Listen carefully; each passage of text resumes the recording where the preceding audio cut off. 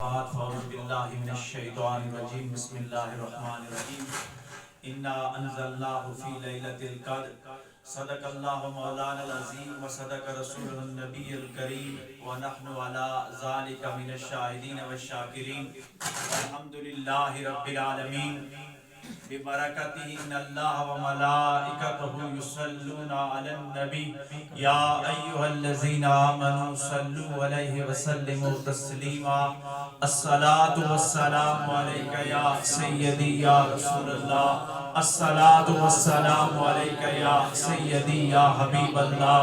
الصلاة والسلام عليك يا سيدي يا رحمة للعالمین الصلاة والسلام علیک یا سیدی یا شفیع المذنبین۔ حمد و ثنا کے بعد عزتوں کے لائق حضرات علماء کرام، عالم نبیل فاضل جلیل حضرت علامہ مولانا قاری نور خان صاحب دامت برکاتہ العالیہ، معروف ریسرچ اسکالر عالم نبیل فاضل جلیل حضرت علامہ مولانا ریاست صاحب دامت برکاتہ العالیہ، اور آج کی اس محفل کے دلے میں سمجھتا ہوں کہ جو سب سے زیادہ مبارکباد کے مستحق ہیں کہ جنہوں نے اس مسجد کے اندر صلاۃ التراویح میں قرآن مجید الف سے لے کے والناس تک قیام میں کھڑے ہو کے سنایا اور سنا۔ میری مراد ہمارے مہمان جو قاری ہیں حضرت علامہ حافظ ناصر عباسی صاحب دامت برکاتہ العالیہ اور ہمارے عزیزم حافظ سکندر ستی صاحب، اللہ تبارک و تعالی ان کی عمر میں علم میں مزید برکتوں اور رحمتوں کا نزول فرمائے۔ اور یہ بھی اس علاقہ کی خوشبختی ہے کہ حافظ صاحب اسی علاقہ سے ہیں اور حفظ کر کے ابھی آئے اور پہلا مسئلہ آپ نے یہاں پہ سنایا ہے۔ اللہ تبارک و تعالی ان کی برکتوں کو دائمی دوام عطا فرمائے۔ آج کی جو رات ہے یہ لیلۃ القدر کی رات کہا جاتا ہے کیونکہ آج بھی تاک رات ہے، 25ویں رات میں ہم یہاں جمع ہیں، اور یہ اخلاص والوں کی محفل ہے جو خلوص والے ہوتے ہیں۔ جس طرح علامہ ریاست صاحب نے کہا کہ میں قلیل اور کثیر پر آج کل ریسرچ کر رہا ہوں، تو یہ قلیل جو ہوتے ہیں یہ تاریخ شاید ہے کہ ہمیشہ کثیر پہ غالب ہوا کرتے ہیں۔ ہمارا اسلام آقا علیہ السلام بدر سے ابتدا کرتے ہیں اور یہ مارکہ کربلا پہ جا کے اختتام پذیر ہوتا ہے۔ یہ 313 تھے اور 72 پہ جا کے انتہا ہوتی ہے۔ وہ قلیل ہی تھے لیکن ان کی وجہ سے یہ لا الہ الا اللہ محمد رسول اللہ قیامت کی صبح تک جو انسان آئے گا اس تک یہ پہنچے گا۔ یہ قلیل کی برکتیں ہوا کرتی ہیں، اور ہمارے مرشد فرمایا کرتے ہیں کہ جو لوگ مسجد میں آ جاتے ہیں، جو اللہ کے گھر میں تشریف فرما ہو جاتے ہیں، ان کی مثال اس طرح ہے کہ جس طرح دودھ بہت زیادہ ہوتا ہے لیکن اس کو نکالا جاتا ہے اور پھر زیادہ لسی نکل آتی ہے، مکھن بہت کم نکلتا ہے، اور جب مکھن کو بھی پگھلایا جاتا ہے تو خالص گھی جو ہوتا ہے وہ بہت ہی کم ہوتا ہے۔ تو آپ فرماتے ہیں کہ یہ اللہ اپنے گھر میں جن کو بلاتا ہے یہ خالصوں میں سے بھی خالص ہوتے ہیں، اور اپنے گھر کی نسبتوں سے ابھی ہمارے حافظ صاحب بتا رہے تھے ناصر صاحب کہ میں نے 5 سال تک تقریباً حرم پاک میں آقا علیہ السلام کی بارگاہ میں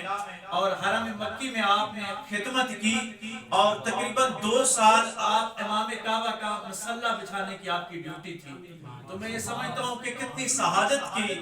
بات ہے کہ وہ حافظ صاحب آپ کی مسجد میں یہاں 30 دن رہے، 27 دن یا 25 دن، کہ جو خانہ کعبہ میں مسلح بچھایا کرتے تھے۔ تو یہ قلیل لوگ ہوتے ہیں، یہ نسبتوں کی برکتیں ہوتی ہیں۔ تو اللہ تبارک و تعالیٰ نے آج کی رات کے بارے میں سورہ القدر میں فرمایا کہ انا انزلناہ فی لیلۃ القدر، کہ یہ وہ مبارک رات ہے جس میں وہ قدر والی رات ہے جس میں قرآن مجید کو اتارا گیا۔ اس قرآن مجید کی صورت کا شان نزول یہ ہے کہ آقا علیہ السلام اپنے اصحاب میں ذکر فرما رہے تھے بنی اسرائیل کے ایک عابد اور زاہد انسان کا جس کو اللہ تبارک و تعالیٰ نے 1000 سال کی عمر عطا فرمائی تھی۔ وہ دن کو روزہ رکھتا تھا اور روزہ رکھتے ہوئے جہاد کرتا تھا، اور رات کو صلاۃ تراویح نہیں بلکہ عبادت کیا کرتا تھا، نماز میں کھڑا ہوتا تھا، نفلی نماز پڑھا کرتا تھا۔ صحابہ اکرام کو اس پہ رشک آیا کہ ایسا انسان کو جس کو اللہ تبارک و تعالیٰ نے 1000 سال عمر عطا کی ہو اور اس نے اس عمر کو اس طرح گزارا ہو، اور صحابہ کو اس رشک کے ساتھ یہ احساس بھی ہوا کہ ہماری عمریں تو بہت کم ہیں، ہم 60 سال 65 سال 70 سال تک جاتے ہیں۔ میرے کریم آقا صلی اللہ علیہ وآلہ وسلم کے اصحاب یہ سوچ ہی رہے تھے کہ جبریل علیہ السلام قرآن مجید کی یہ سورۃ القدر لے کے نازل آپ اترے، اور آقا علیہ السلام کی یہ سورت نازل ہوئی کہ انا انزلناہ فی لیلۃ القدر، کہ ہم نے اس قرآن مجید کو قدر والی رات پہ نازل کیا۔ اور آگے اللہ فرماتا ہے کہ آپ کو معلوم ہے کہ یہ قدر کیا چیز ہے، کیا ادراک رکھتے ہو کہ یہ قدر والی رات کی قیمت کیا ہے؟ یہ رات 1000 مہینوں سے بھی بہتر ہے، اور یہ وہ رات ہے جس میں جبریل علیہ السلام آسمان دنیا سے اترتے ہیں، ملائکہ کی فوج لے کر زمین پہ اترتے ہیں، اور طلوع فجر تک یہ رات جو ہے یہ سلامتی والی رات۔ یہاں پہ ٹھہر کے ذرا یہ سوچئے گا کہ آقا علیہ السلام کے صحابہ کو اس وقت بتایا جا رہا ہے جب انہوں نے تجسس کیا، تو قرآن تو پہلے نازل ہو چکا تھا۔ مفسرین فرماتے ہیں کہ اس سے مراد لی جاتی ہے کہ قرآن مجید عرش سے آسمان دنیا پہ پورے کا پورا آ گیا، اور وہاں سے پھر 23 سال کے عرصہ میں آقا علیہ السلام پہ بتدریج نازل ہوا۔ لیکن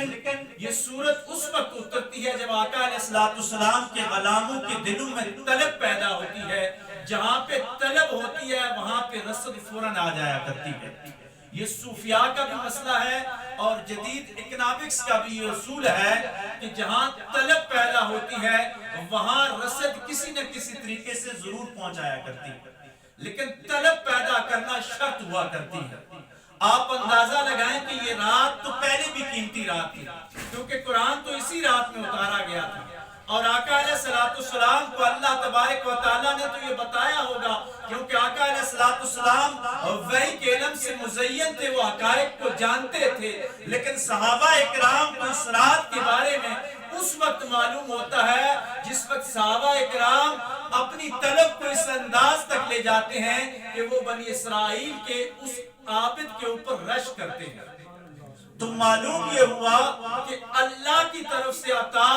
اس وقت ہوتی ہے جب انسان اپنے طلب کی جولی کو انتہا پہ لے جاتا ہے، تو پھر طلب کی جو بارش ہوتی ہے وہ چھما چھم برسنا شروع ہو جاتی ہے۔ اور آج کی رات ہمیں یہ پیغام دے رہی ہے کہ اگر ہم اپنے طلب کے دامن کو جتنا وسیع کرتے جائیں گے، اللہ کی رحمت اتنی ہمارے اوپر گرتی جائے گی۔ اور میں صوفیاء کی بات کرتا چلوں کہ طریقت میں یہ بتایا جاتا ہے کہ اگر آپ کسی سلسلہ میں بیعت ہو گئے ہیں تو ایک کام آپ نے کرنا ہوتا ہے، باقی کام اللہ کی رحمت خود بخود کرتی ہے۔ وہ ایک کام یہ ہوتا ہے کہ آپ نے اپنا برتن بڑا رکھنا ہوتا ہے۔ صوفیاء فرماتے ہیں جو جتنا ظرف لے کے آتا ہے اس کا ظرف ضرور بھر دیا جاتا ہے، یعنی طلب کا دامن اگر انسان لے کے آئے تو اللہ تبارک و تعالیٰ اس کو ضرور بھر دیتا ہے۔ اب قرآن مجید تو اتر گیا، اور قرآن مجید کی وجہ سے اللہ تبارک و تعالیٰ نے اس رات کو اہمیت تو دے دی، اس حد تک اہمیت دی کہ 1000 سال 1000 مہینوں سے بھی بہتر ٹھہری۔ لیکن قرآن ہی فرماتا ہے کہ میں بہت سارے لوگوں کو ہدایت دیتا ہوں اور بہت سارے لوگ اس قرآن کی وجہ سے گمراہ ہو جاتے ہیں۔ اس کو بھی میں صوفیانہ نقطے سے اگر سمجھاتا چلوں آپ کو آسان فہم انداز میں، کہ جو دودھ ہوتا ہے ہماری مائیں بہنیں کہتی ہیں کہ اللہ کا نور ہے۔ ہماری جو بزرگ عورتیں ہوا کرتی تھی جب کسی کو دودھ دیا کرتی تھی تو وہ برتن کا اس کی صفائی کا بڑا خیال رکھتی تھی، گندے برتن میں دودھ نہیں ڈالتے تھے کہ یہ دودھ کو خراب کر دیتا، دودھ سے برکت کو اٹھا لیا جاتا ہے۔ اور اللہ تبارک و تعالیٰ کا جو نور عظیم ہے آقا علیہ السلام کے بعد وہ قرآن مجید ہے جو ہدایت کی صورت میں ہمارے اندر نازل ہوا، ہمیں حضور علیہ السلام کی وجہ سے ملا۔ اگر دودھ گندے برتن میں آ جائے تو وہ دودھ خراب ہو جاتا ہے۔ اب اللہ کا قرآن اگر کسی ایسے سینے کے اندر آ جائے جس سینے کی تطہیر نہیں ہوئی، جو سینہ ابھی تک پاک نہیں ہوا، تو وہ قرآن وہاں جا کر ہدایت نہیں دیتا بلکہ وہ لوگوں کو گمراہ کر دیتا ہے۔ اور وہ جو لوگ گمراہ ہوتے ہیں وہ قرآن کی اس آیت کا یہ انکار کر دیتے ہیں کہ اسی اِنَّا أَنزَلْنَاهُ فِي لَيْلَةِ الْقَدْرِ میں زمان اور مکان کی تھیوری بھی آپ کو سمجھ آتی ہے کہ قرآن یہ بتاتا ہے کہ ہر رات جو ہے وہ شب قدر نہیں ہوتی۔ شب قدر وہی رات ہوتی ہے جس میں قرآن اتارا گیا، ہر رات اس رات جیسی نہیں ہوتی۔ یہ جو لوگ کہتے ہیں نا ہمارے ہاں کہ سارے بار جی اللہ نے یہ جمعراتی وچ کیا رکھے ہیں، کہتے ہیں نا قرآن پڑھ کے یہ لوگ کہتے ہیں، وہ قرآن اسی طرح انہوں نے پڑھا ہے کہ جس طرح گندے برتن کے اندر دودھ ڈالا جائے تو وہ دودھ فائدہ مند نہیں رہتا، اسی طرح اگر کسی منافق کے دل کے اندر یہ قرآن جو ہے مستشرق بھی پڑھتے ہیں، غیر مسلم بھی اس قرآن سے استفادہ کرتے ہیں، لیکن وہ مادی انداز کے ساتھ استفادہ کرتے ہیں، وہ حق کی طرف نہیں جا سکتے کیونکہ ان کا برتن مانجا ہوا نہیں ہوتا، ان کا برتن دھویا ہوا نہیں ہوتا، جس کی وجہ سے قرآن کا نور ان کے اندر صحیح معنی میں نہیں آتا۔ فزکس کے نوبل انعام یافتہ ڈاکٹر عبدالسلام ہمارے پاکستانی تھے اور یہ پہلے پاکستانی تھے جن کو نوبل انعام ملا ہے، لیکن اس شخص کی بدقسمتی ہے کہ یہ قادیانی مرا، یہ لا الہ الا اللہ محمد رسول اللہ تک نہیں پہنچ سکا، اور قرآن پہ اس کی اتنی ریسرچ تھی کہ اس نے میٹا فزکس کے اندر اتنا کام کیا کہ مغرب کی دنیا نے بھی مانا اور پہلا ایسٹرن آدمی تھا جس کو نوبل انعام دیا گیا۔ لیکن اس نے قرآن کس طرح پڑھا؟ اس نے قرآن اپنے برتن کو صاف کر کے نہیں پڑھا۔ اگر وہ برتن کو صاف کر کے پڑھتا تو وہ ضرور اپنی زبان سے لا الہ الا اللہ محمد رسول اللہ کہہ دیتا، لیکن اس کا برتن جو تھا وہ صاف نہیں تھا، اس وجہ سے اللہ تبارک و تعالیٰ نے اس کو ہدایت نہیں عطا فرمائی۔ اب یہاں اِنَّا أَنزَلْنَاهُ فِي لَيْلَةِ الْقَدْرِ سے میں زمان اور مکان کے اگر فلسفے کو بیان کرتا چلوں تو زمان اور مکان کا جو فلسفہ ہے یہ اسلام نے اتنا واضح انداز کے ساتھ ہمیں سمجھایا کہ اسلام یہ کہتا ہے کہ وہی نماز ہے جو آپ گھر کے اندر پڑھتے ہو، اسی انداز کے ساتھ پڑھتے ہو، وہی تلاوت کی جاتی ہے، لیکن وہاں اس کا جو ثواب دیا جاتا ہے وہ ایک نماز کا ثواب ملتا ہے۔ وہی نماز جب آپ مسجد میں آ کے ادا کرتے ہیں اسی انداز کے ساتھ وہی قرآن پڑھتے ہیں، وہی رکوع اور سجود کرتے ہیں، لیکن اس نماز کی حیت بدل جاتی ہے، وہ 27 نمازوں پہ چلی جاتی ہے۔ یہی نماز اگر آقا علیہ السلام کی مسجد میں پڑھی جائے، اسی انداز کے ساتھ پڑھی جائے تو یہ 50,000 پہ چلی جاتی ہے، اور یہی نماز اگر کعبۃ اللہ میں پڑھی جائے تو یہ 1,00,000 کا ثواب اس کو عطا کر دیا جاتا ہے۔ اب نماز تو وہی ہے، قرآن اس میں وہی پڑھتے ہیں، سجدہ آپ اسی طرح کرتے ہیں، رخ آپ کا اسی کعبے کی طرف ہوتا ہے۔ اللہ سے ہم پوچھتے ہیں کہ اے الہ العالمین یہ ثواب کی کیفیت کیوں بدل جاتی ہے؟ تو اللہ میں فرماتا ہے کہ میں نے اِنَّا أَنزَلْنَاهُ فِي لَيْلَةِ الْقَدْرِ میں تمہیں سمجھا دیا تھا کہ یہ رات جس طرح 1,000 مہینوں سے بہتر اس لیے ہے کہ اس میں قرآن اتارا گیا۔ اب جس جگہ بھی قرآن کی ماننے والے لوگ جس حیت کے ساتھ ٹھہرتے جائیں گے وہاں عبادت کا رخ اور عبادت کی کیفیت تبدیل ہوتی چلی جائے گی۔ عبادت وہی نہیں رہتی بلکہ اس عبادت کا اثر تبدیل ہو جاتا ہے، اور یہی عبادت جب رمضان کا چاند نظر آتا ہے تو اس سے پہلے تک کے جو فرائض ہیں وہ 1 پہ ہوتا ہے، جو ہی رمضان کا چاند نظر آتا ہے تو وہ فرض 70 پہ چلا جاتا ہے۔ اب آپ ایک فرض ادا کرتے ہیں تو وہ 70 نمازوں کا ثواب ملتا ہے، اور نفل جو ہے وہ فرض کے مقابلے میں ثواب دینا شروع کر دیتا ہے۔ کیوں کہ اب ٹائم بدل گیا ہے اور وقت بدل گیا ہے، کعبے اور مسجد نبوی میں مکان بدل جاتا ہے، یہاں زمان بدل جاتا ہے، یعنی زمان کے بدلنے سے بھی اور مکان کے بدلنے سے بھی عبادت کی جو حلاوت ہے، عبادت کی جو ایک خاص کیفیت ہے وہ تبدیل ہو جایا کرتی ہے۔ اب یہ لیلۃ القدر میں جاگنے سے ہم یہ استفادہ کرتے ہیں کہ الہ العالمین ہم قرآن کی اس وعدے پہ یقین رکھتے ہوئے اس ایک رات کو جاگ کر تیری بارگاہ میں عبادت کریں گے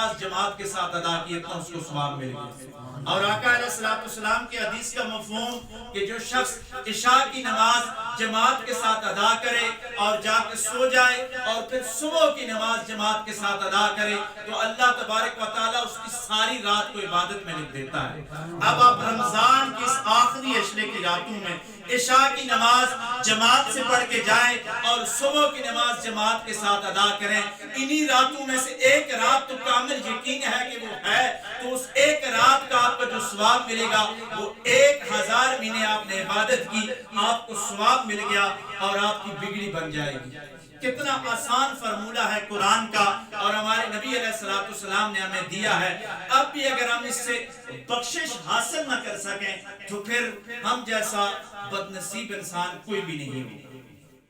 اب یہاں پہ ایک اور بات کہ قرآن تو کسی ایک رات میں اترا ہوگا نا، اب ہر سال وہ رات آتی ہے تو ہم کہتے ہیں کہ یہ وہی رات ہے، اور پھر حدیث میں اشارے ملتے ہیں کہ یہ رات تبدیل ہو جاتی ہے، کبھی یہ 21 کو آتی ہے، کبھی یہ 23 کو آتی ہے، کبھی یہ 25 کو آتی ہے، کبھی یہ 27 کو آتی ہے اور کبھی یہ 29 کو آتی ہے۔ امام شافعی رحمۃ اللہ علیہ نے 27 پہ زیادہ زور دیا ہے کہ 27 پہ آتی ہے۔ شیخ عبدالقادر جیلانی رحمۃ اللہ علیہ نے اپنے مکاشفات میں 27 لکھا ہے کہ 27 بھی زیادہ افضل ہے، لیکن بخاری شریف کی ہمیں حدیث بتاتی ہے کہ آپ اس کو طاق راتوں کے اندر تلاش کریں۔ اب رمضان یہ جو قرآن ہے یہ تو ایک رات میں اتارا گیا، وہ کون سی رات تھی وہ یا اللہ جانتا ہے یا رسول اللہ صلی اللہ علیہ وآلہ وسلم جانتے ہیں، ہم میں سے تو کوئی جانتا نہیں ہے۔ اب یہ جو راتیں آتی ہیں یہ تبدیل اس لیے کی جاتی ہے کہ اس رات کی جو برکت تھی، یعنی جس رات میں قرآن اتارا تھا وہی برکت، وہی زمانی کیفیت، وہی مکانی کیفیت اس 21ویں صدی میں بھی اللہ تبارک و تعالیٰ اسی انداز کے ساتھ اس کے اندر منتقل فرما دیتے ہیں، گویا وہی رات ہوتی ہے جس میں قرآن مجید اتارا گیا۔ اب اس میں کچھ لوگ گمراہ ہو گئے کہ آقا علیہ السلام کی وہ حدیث کہ آقا علیہ السلام نے فرمایا کہ جبریل مجھے بتانے کے لیے آئے تھے، لیکن دو مسلمان آپس میں تکرار کر رہے تھے جس کی وجہ سے یہ بات اٹھا لی گئی، ہم پہ ظاہر نہ ہو سکی۔ تو یہاں پہ جو اہل تشیع حضرات ہیں انہوں نے اس سے یہ اخذ کیا ہے کہ معاذ اللہ یہ لیلۃ القدر جو ہے یہ اس کی برکت ہی ٹوٹل اٹھا لی گئی ہے، اب یہ رات ہے ہی نہیں، کیونکہ مسلمانوں کے تکرار کی وجہ سے یہ ختم ہو گئی تھی۔ اب کتنی بڑی جہالت میں وہ گمراہ ہو گئے کہ اس ایک رات کو چھوٹی ساری بات پہ اصحاب کے بغض کی وجہ سے وہ اس حد تک لے گئے کہ وہ اس پوری رات کو جاگتے ہی نہیں۔ دوسری طرف ہماری امت میں کچھ لوگ ایسے ہیں جنہوں نے قرآن مجید کو تطہیر کے بغیر پڑھا اور وہ اس انداز کے ساتھ آگے کہ جی آپ مخصوص کر کے کیوں کرتے ہیں، آپ پوری رات کیوں جاگتے ہیں۔ بھائیو یہ نفلی عبادت ہے، جس کا جتنا ظرف ہے، جس کا جتنا قلب ہے، اللہ تبارک و تعالیٰ نے جس کو جتنا موقع دیا ہے، اگر وہ رات کو عبادت کرتا ہے تو اللہ تبارک و تعالیٰ اس کو اجر عطا فرماتے ہیں۔ یہ گفتگو ہو گئی اس رات کے حوالے سے۔ اب تھوڑی سی گفتگو ہم قرآن کے حوالے سے کریں گے اور پھر انشاءاللہ جو آج کی محفل کا حاصل ہوگا وہ اللہ تبارک و تعالیٰ کا ذکر ہوگا، ذکر کریں گے، اور اس کے بعد علامہ نور خان صاحب کے ملفوظات سے ہم انشاءاللہ مستفید ہوں گے اور پھر محفل کو اختتام کی طرف لے کے جائیں گے۔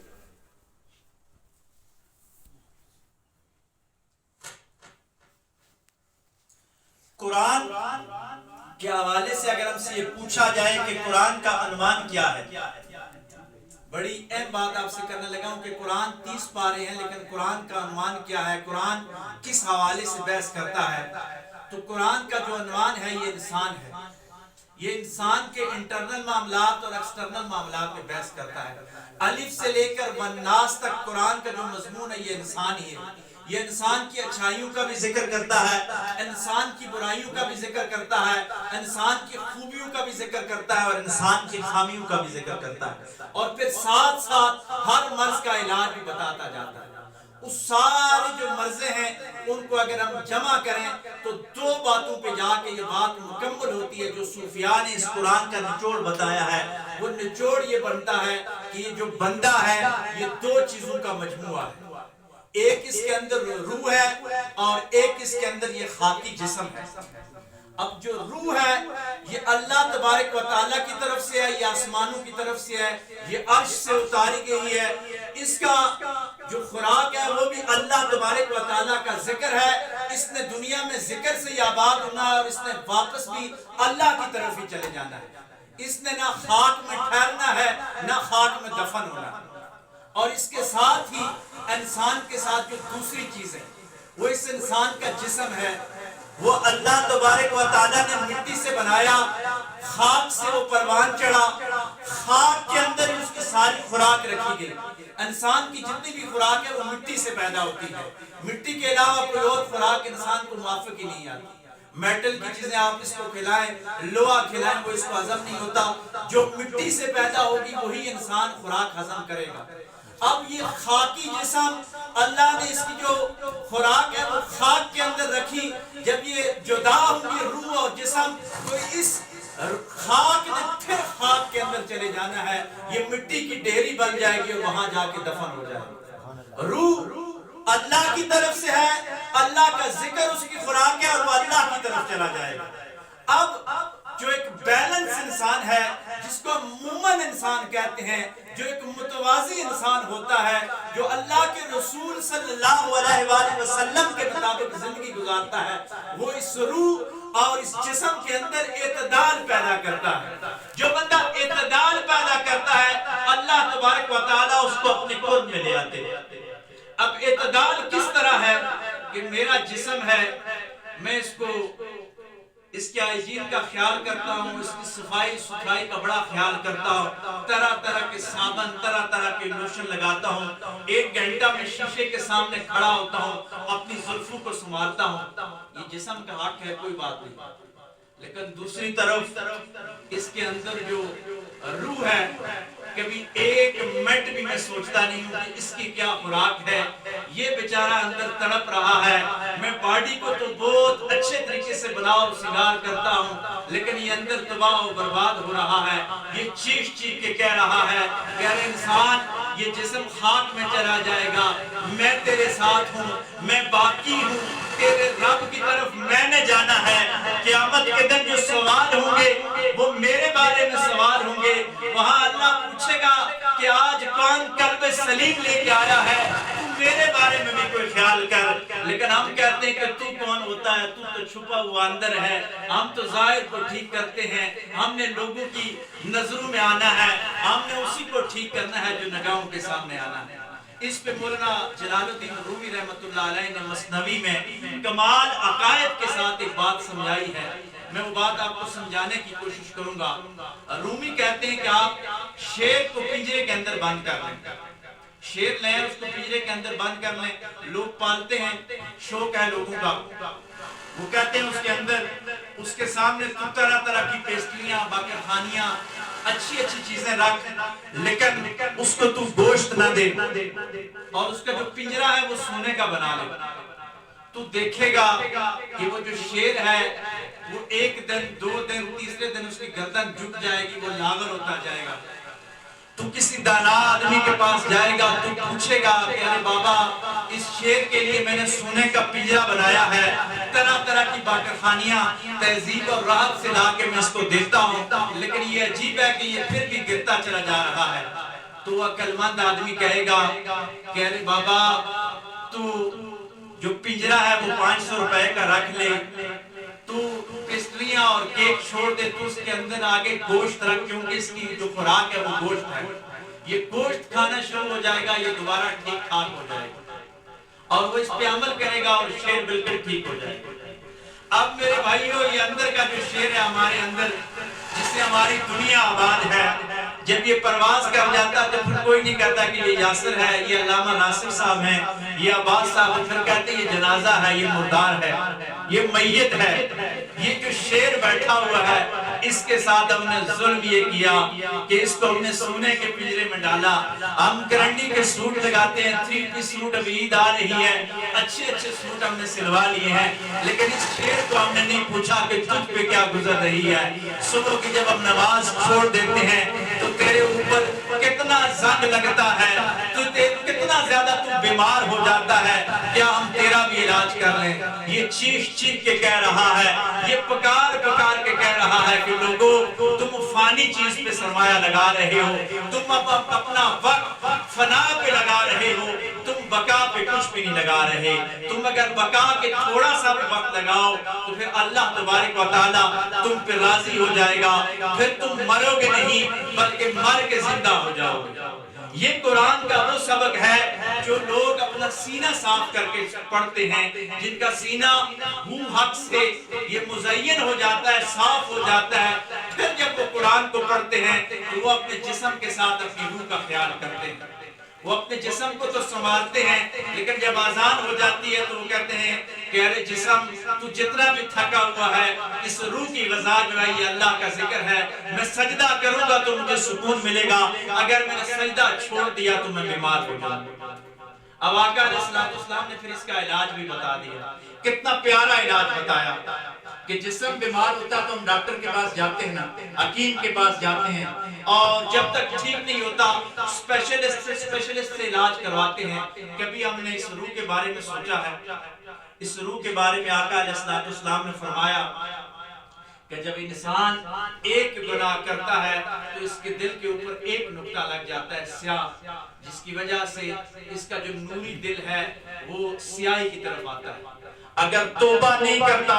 پھر دوسرا گناہ کرتا ہے، دوسرا نقطہ لگتا ہے، پھر تیسرا کرتا ہے، چوتھا کرتا ہے، کرتے کرتے کرتے وہ دل اس حد تک سیاہ ہو جاتا ہے کہ اس کے اوپر پھر ہدایت کی بات اثر نہیں کرتی۔ آپ نے یہ دیکھا ہوگا، آزما کے دیکھیے گا، اللہ تبارک و تعالیٰ ایسے انجام سے ہم سب کو محفوظ رکھے۔ ہم اسی معاشرے میں رہتے ہیں، کسی پہ تنقید نہیں کر رہے، لیکن یہ بات ہوتی ہے۔ اگر آپ پریکٹیکل دیکھیں، آپ کسی بندے کو کہیں کہ یار 5 منٹ کے لیے مسجد میں آ جائے، بڑا اچھا آدمی ہوگا، معاشرے میں اس کی عزت ہوگی، لیکن وہ کہے گا یار بہانہ بنائے گا، کپڑے پاک نہیں ہیں، کل آ جاؤں گا، جمعے کو آؤں گا، عید کو آؤں گا، اور آئے گا تو سب سے پہلے نکلنے کی کوشش کرے گا۔ ہوتا ہے ایسا یا نہیں ہوتا؟ کچھ لوگ تو شرعی تقاضوں کے مطابق نکلتے ہیں، وہ تو جائز ہے۔ بہت سارے لوگ ہیں جن کا قلب روشن بھی ہوتا ہے لیکن وہ نکل جاتے ہیں، ان کے اپنے معاملات ہوتے ہیں، فرض ادا کر کے چلے جاتے ہیں، لیکن کچھ لوگوں کو باندھ کے لایا جاتا ہے، وہ اپنی کسی مجبوری کی وجہ سے آتے ہیں لیکن بھاگنے کی جلدی کرتے ہیں۔ یہ صوفیاء فرماتا ہے یہ وہی دل ہوتا ہے، یہ اتنا کالا ہو گیا، اتنا کالا ہو گیا کہ اس کے اوپر اب اثر کوئی چیز نہیں کر رہی۔ اللہ تبارک و تعالیٰ میں ایسے انجام سے بچائے۔ ایسے جو ایسا روح ہوگا، اس کے بارے میں فرماتا ہے کہ جب اسرائیل آئے گا اس کی روح قبض کرنے کے لیے تو یہ ادھر ادھر پٹکے گا پورے جسم کے اندر کہ میں کہاں بھاگوں۔ وہ کہے گا بھاگنے کا وقت نہیں۔ وہ جب اپنا پنجہ ڈالے گا تو اس کا قلب سیاہ چیخے گا اور اتنی تکلیف کے ساتھ اس کا روح نکالا جائے گا کہ اس کی چیخ و پکار اگر دنیا میں رہتے ہوئے یہ چرند پرند اور یہ جانوروں تک پہنچا دی جائے، انسانوں تک پہنچا دی جائے تو صدیوں تک یہ کائنات کا نظام رک جائے، اس حد تک اس پہ سختی کی جائے گی۔ دوسری طرف ایک ایسا روح بھی ہے جو آپ نے دیکھا ہوگا کہ اللہ کا ذکر ہو رہا ہے، کہیں محفل نعت ہو رہی ہے تو وہ ضروری کام چھوڑ دے گا، کہے گا یار 5 منٹ کے لیے چھوڑ دو۔ آپ اس کو کھینچ کے لاؤ، وہ کہتا ہے بس یار یہ نعت سن کے چلتے ہیں، بس یہ ذکر ہو جائے، یہ مولوی صاحب کی تقریر ہو جائے، اس کے بعد ہم چلے جائیں۔ یہ کیا ہے؟ اس بندے کا جو دل ہے یہ آباد ہے، یہ مسجد کے ساتھ لگا ہوا ہے، اس دل کے اندر اگر سیاہی کم ہے نور زیادہ ہے۔ اسی پہ رومی کا یہ ایک اور واقعہ یاد آیا، یہ پروانے نہیں ہوتے جو شمع پہ جلتے ہیں آگے، تو ان پروانوں کے اندر ایک ایسا پروانہ آگا جو پروانہ نہیں تھا لیکن اپنے آپ کو ظاہر کر رہا تھا کہ میں بھی پروانہ ہوں۔ دن کا وہ کہیں چھپے ہوئے تھے تو اس نے کہا کہ میں پروانہ ہوں، مجھے اپنی جماعت میں شامل کر لو۔ تو انہوں نے کہا کہ تم لگتا تو نہیں کہ تو پروانہ ہے، تو اس نے کہا نہیں کہ آزما لو۔ تو انہوں نے کہا کہ جاؤ دیکھو فلاں گھر میں روشنی ہے، بتی جل گئی ہے، اگر بتی جل گئی ہے تو پروانے آ کے اس کو قربان ہوتے ہیں روشنی پہ، ان کا کام ہی ہے، دیکھو لائٹ لگتی ہے تو پروانے آ کے اس کو قربان ہوتے ہیں۔ تو وہ جب گیا نا تو دیکھ کے آیا تو واپس آ کے کہنے لگا کہ ہاں وہاں روشنی تھی، لائٹ جل گئی ہے۔ تو انہوں نے کہا کہ تو سچا پروانہ نہیں ہے، اگر تو سچا ہوتا تو واپس نہ آتا تو قربان ہو جاتا وہاں پہ۔ جو سچے کی نشانی یہ ہوتی ہے کہ وہ روشنی جب دیکھتا ہے تو پھر واپس نہیں آتا۔ جو سچے لوگ ہوتے ہیں یہ ان کی نشانیاں ہوتی ہیں۔ قرآن فرماتا ہے کہ جب اللہ کا ذکر ہوتا ہے تو ان کے دل اللہ کی خشیت سے ڈر جاتے ہیں اور ان کے دل پھر قرار پکڑ لیتے ہیں، اور وہ لوگ کہیں بھی بیٹھ جائیں تو وہ آباد ہو جایا کرتے ہیں، اور ان کے ساتھ جو لوگ بیٹھ جاتے ہیں اللہ تبارک و تعالیٰ ان کی بستی کو بھی آباد فرما دیتا ہے، ان کی اجڑی ہوئی کھیتی کو بھی آباد کر لیتا ہے۔ کیا اس سیاہ دل کا کوئی علاج ہے؟ تو آقا علیہ السلام کی حدیث کہ آقا علیہ السلام نے فرمایا کہ اس سیاہ دل کا بھی علاج ہے۔ اس سیاہ دل کا علاج موت کو کثرت کے ساتھ یاد کرنا اور اللہ تبارک و تعالیٰ کا ذکر کثرت کے ساتھ کرنا، یہ اس کا علاج ہے۔ اس علاج کی وجہ سے ہمارا یہ دل ٹھیک ہو سکتا ہے، اور اگر نہیں ٹھیک ہو سکتا تو پھر ہمیں کوشش کرنی چاہیے، فکر کرنی چاہیے کہ کہیں ایسا نہ ہو کہ یہ سیاہ دل ہمیں جہنم کی طرف لے کے چلا جائے، اور جب ہم جہنم کی طرف چلے گئے تو ہم ہمیشہ کے لیے خسارے میں چلے جائیں۔ اسی دل کے علاج کے حوالے سے پیر میر علی شاہ رحمۃ اللہ علیہ نے کمال بات کی ہے۔ ایک لاچی آم ہوتا ہے جو ملتان میں کاشت کیا جاتا ہے، اس آم کی یہ صفت ہوتی ہے کہ وہ لاچی کے درخت کے اندر کلم لگاتے ہیں آم کی، اور جب آپ آم کھاتے ہو تو خوشبو جو آتی ہے وہ لاچی کی آتی ہے۔ لیکن پاکستان کی بدقسمتی ہے کہ وہ آم پاکستان میں پایا جاتا ہے لیکن ہمیں ملتا نہیں، اور یہ بھی بدقسمتی ہے کہ گندم میں آم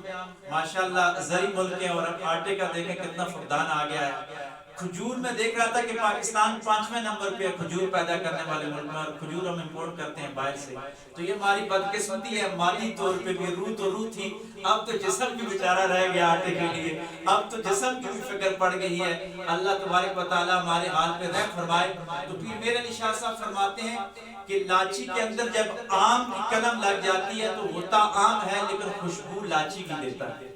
آپ فرماتے ہیں گناہگار آدمی ہو نا اگر وہ اگر صوفیوں کے ساتھ بیٹھ جائے، اللہ والوں کے ساتھ بیٹھ جائے، وہ اپنی کمپنی چینج کر لے، اپنی صحبت کو تبدیل کر لے، تو اللہ تبارک و تعالیٰ جس طرح آم کے اندر لاچی کی خوشبو دیتے ہیں نا، اسی طرح اس عام بندے کے اندر ولایت کی خوشبو جاری ہو جائے گی۔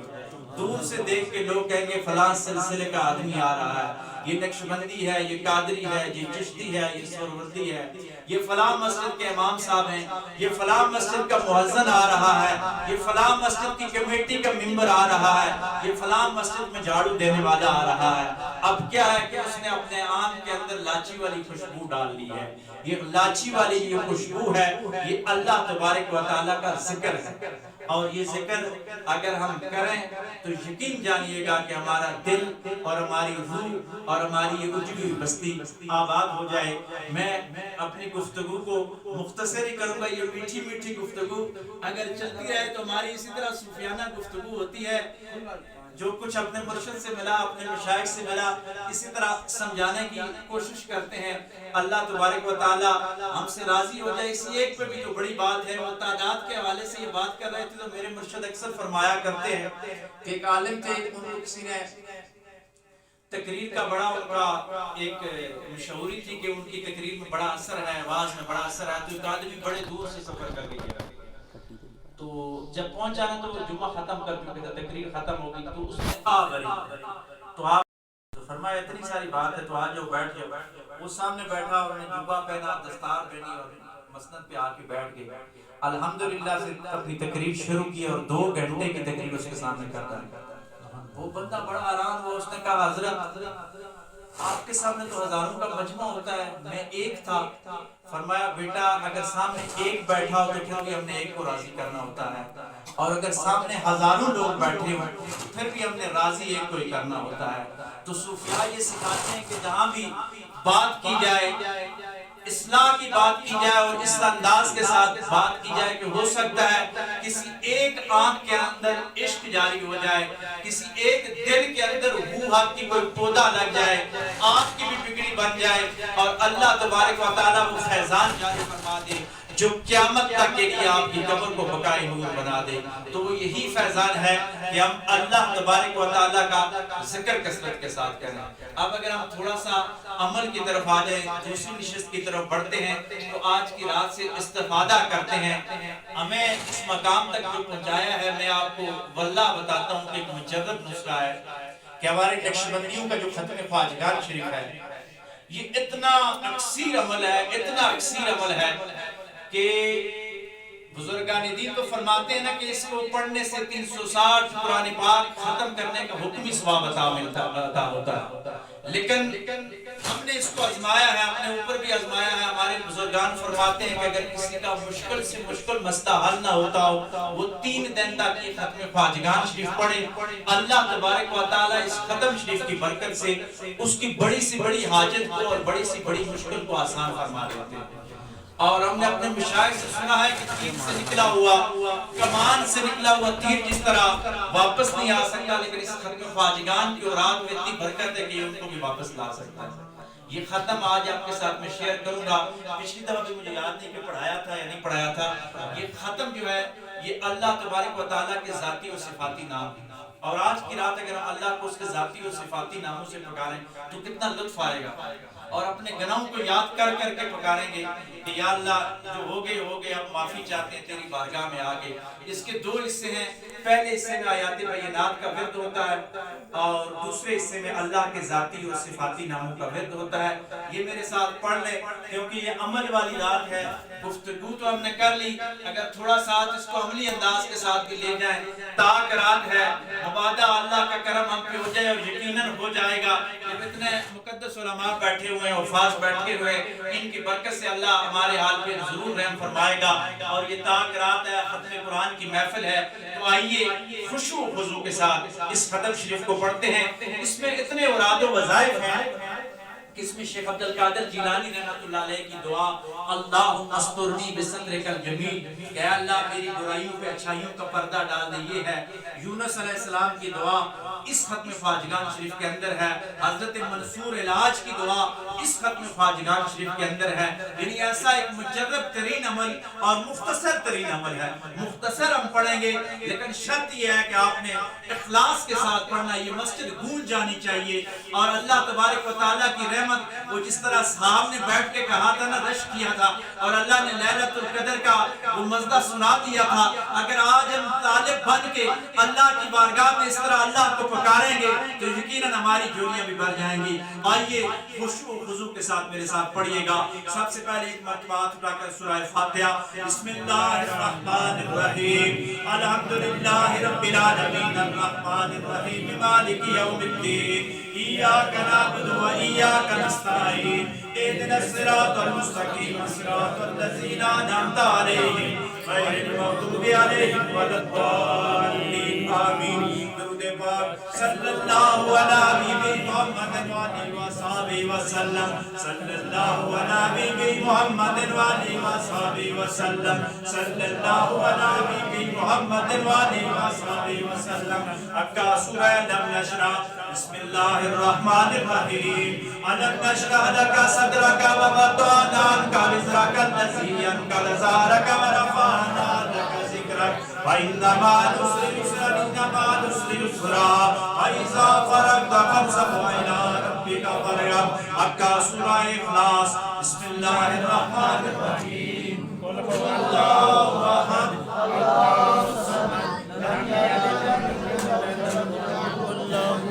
بسم اللہ الرحمن الرحیم، قل هو اللہ احد، اللہ الصمد، لم یلد ولم یولد ولم یکن له کفوا احد۔ بسم اللہ الرحمن الرحیم، قل هو اللہ احد، اللہ الصمد، لم یلد ولم یولد ولم یکن له کفوا احد۔ آپ اٹھا کے سورہ فاتحہ، بسم اللہ الرحمن الرحیم، الحمدللہ رب العالمین، الرحمن الرحیم، مالک یوم الدین، ایاک نعبد و ایاک نستعین، اهدنا الصراط المستقیم، صراط الذین انعمت علیہم غیر المغضوب علیہم ولا الضالین، آمین۔ درود پاک صلی اللہ علیہ محمد وآلہ وصحبہ وسلم، صلی اللہ علیہ محمد وآلہ وصحبہ وسلم صلی اللہ علی نبی محمد وآلہ وصحبہ وسلم حقائق کریمہ شریف لا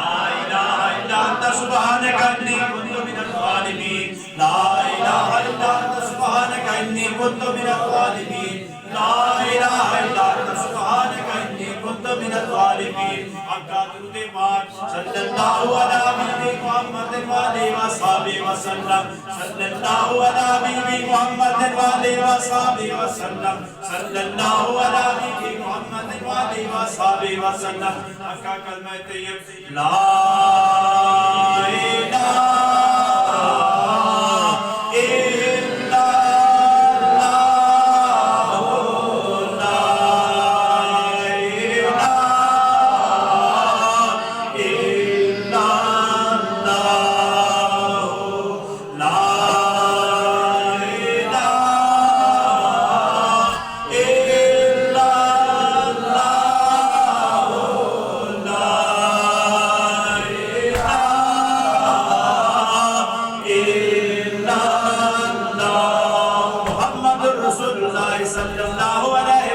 وسلم.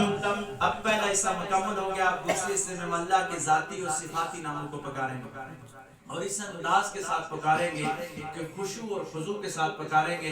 آنکھیں بند کر کے ایک وجدانی انداز کے ساتھ پکاریں گے. اگر ہو سکے تو یہ لائٹ کو بے شک آف کر دیں تاکہ ہر بندہ اپنی کیفیت میں ہو کہ اللہ کو پکارے. یہ بچوں سے میں گزارش کروں گا کہ ہنسیے گا نہیں.